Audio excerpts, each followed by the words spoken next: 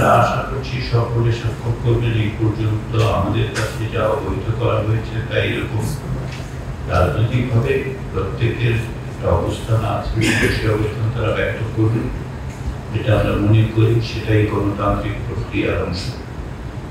সেদিক থেকে আমরা আশাবাদী যে সকলেই এতে স্বাক্ষর করবে, অংশগ্রহণ করবে। আমরা সেটা সকলকে আমন্ত্রণ জানিয়েছি, সকলে প্রক্রিয়া ছিলেন, সেই বিবেচনার থেকে আমরা এখনো মনে করি সকলে অংশগ্রহণ করে স্বাক্ষর করবে। একদিনে কালকেই আমরা সকলের স্বাক্ষর নিতে পারলেই সবচেয়ে ভালো, এটা উৎসব মুখর একটা আনুষ্ঠানিকতার মধ্যে।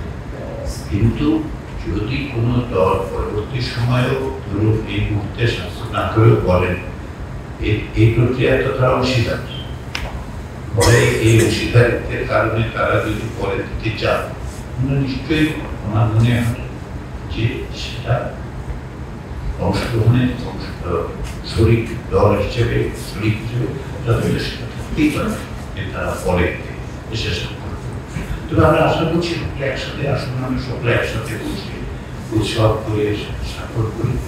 উৎসবের পাশাপাশি কথা বলি, আমরা বারবার উৎসবের কথা বলছি যে এই উৎসবটা করার জন্য অনেক মূল্য দিতে হয়েছে, অনেক মূল্য দিয়ে এই উৎসব আসুন সেটাও আমরা সেইটা বিবেচনা করে হলো আসুন আমরা একত্র, সেটাই সবচেয়ে ভালো।